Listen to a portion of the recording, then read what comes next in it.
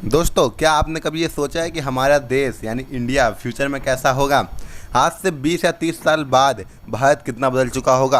कौन कौन सी नई टेक्नोलॉजी आएंगी? लोगों की लाइफस्टाइल कैसी होगी? तो चलिए दोस्तों, आज हम आपको इसी सवालों के जवाब देने वाले हैं अपनी इस वीडियो में। तो दोस्तों चलिए जानते हैं हमारा भारत कैसा होगा 2050 में।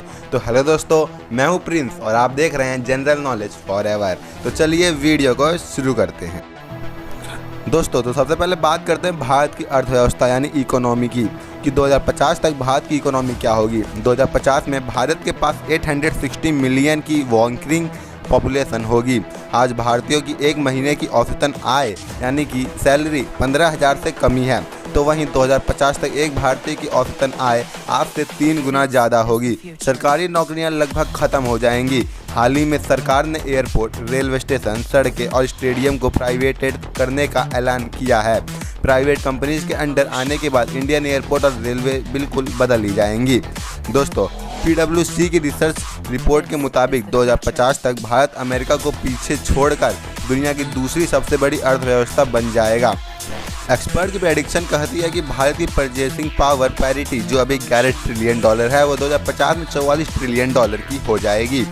वर्ल्ड GDP का 15% अकेले भारत की कंट्रोल में होगा 2050 तक, लेकिन इस नंबर को पाना आसान नहीं होता है। दुनिया की दूसरी सबसे बड़ी अर्थव्यवस्था बनने के लिए पहले सरकार को देश के वेल्थ गैप को कम करना होगा और इकोनॉमिक पॉलिसीज़ को और ट्रांसपेरेंट करना होगा, वरना 2050 में दुनिया की दूसरी सबसे बड़ी अर्थव्यवस्था बनने के दावे सिर्फ दावे ही रह जाएंगे। दोस्तों 2050 तक भारत होगा कैशलेस इंडिया।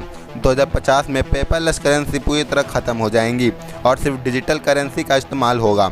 हाल ही में भारत सरकार ने RUPI डिजिटल वाउचर लॉन्च किया था, जिसके इस्तेमाल लोग salary payment, electric bill, shopping जैसी सभी सर्विसों को पे करने के लिए कर सकते हैं।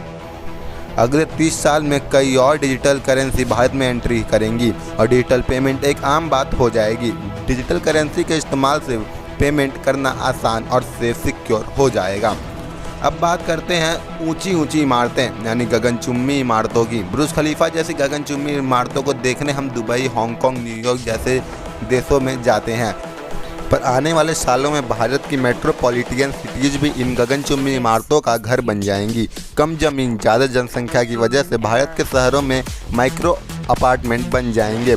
Furniture flexible and folding facility के साथ आएंगे, जिन्हें कहीं पर भी मोड़ कर रखा जा सकेगा। अब बात करते हैं ट्रांसपोर्टेशन की। भारत के ट्रांसपोर्टेशन में लगातार सुधार हो रहा है, लेकिन अभी भी हम इस सेक्टर में दुनिया के बहुत सारे देशों से पीछे हैं।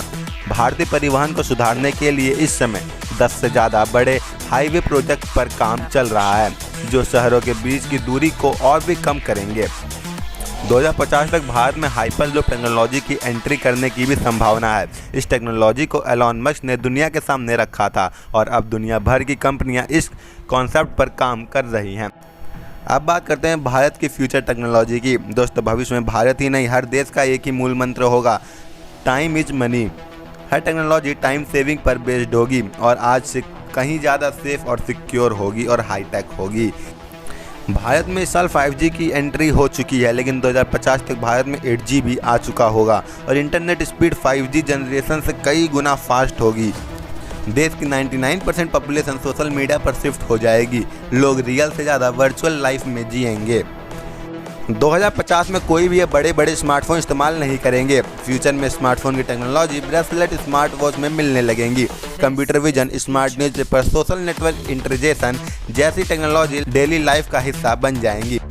अब बात करते हैं स्पेस यानी अंतरिक्ष की। दुनिया भर के देश स्पेस का रहस्य जानने के लिए, दूसरे प्लैनेट्स पर जिंदगी ढूंढने के लिए लगातार स्पेस में रिसर्च कर रहे हैं। इसरो भी आने वाले सालों में कई बड़े बड़े मिशनों को अंजाम देने वाला है, जैसे गगनयान, शुक्रयान, सन स्टडी जैसे मिशन सिर्फ भारत के लिए ही नहीं बल्कि पूरी मानव जाति के लिए स्पेस में कई नए दरवाजे खोलेगा।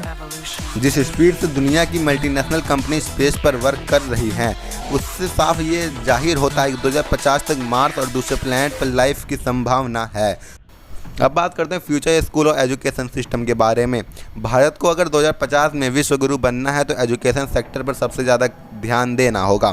भारत ने पिछले साल ही अपनी एजुकेशन पॉलिसी में बदलाव किए हैं, जिसका फ़ायदा अगले 30 साल में मिलने वाला है। अब स्कूलों में थ्योरी से ज़्यादा प्रैक्टिकल नॉलेज पर फोकस किया जाएगा नॉर्वे, अमेरिका जैसे देशों की तरह अब भारत में भी स्टूडेंट्स को हायर स्कूल के दौरान वोकेशनल कोर्सेज कराए जाएंगे और समर वेकेशन में एंटरप्रेन्योरशिप करवाई जाएगी।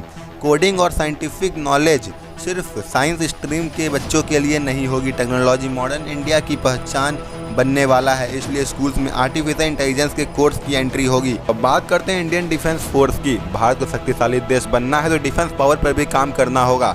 भारतीय सोल्जर्स का जंग में कोई मुकाबला नहीं है, पर आने वाले सालों में वॉर हथियारों से नहीं बल्कि टेक्नोलॉजी से लड़ी जाएगी और इसकी तैयारी भी भारत ने शुरू कर दी है। भारतीय इंटेलिजेंस एजेंसी लगातार अपनी टेक्नोलॉजी को इम्प्रूव कर रही है और जल्द ही इंडियन डिफेंस में आर्टिफिशियल इंटेलिजेंस को भी शामिल कर दिया जाएगा। दोस्तों, अगर आपको फ्यूचर 2050 का इंडिया अच्छा लगा तो इस वीडियो को लाइक जरूर करिएगा और अगर आप चैनल पर नए हैं तो चैनल को सब्सक्राइब भी करके जाइएगा ताकि आपको आने वाली और भी ऐसी नई और इंटरेस्टिंग वीडियो की नोटिफिकेशन मिल सके। तो मिलते हैं अगली नई वीडियो में, तब तक के लिए जय हिंद, जय Bharat. This is the future.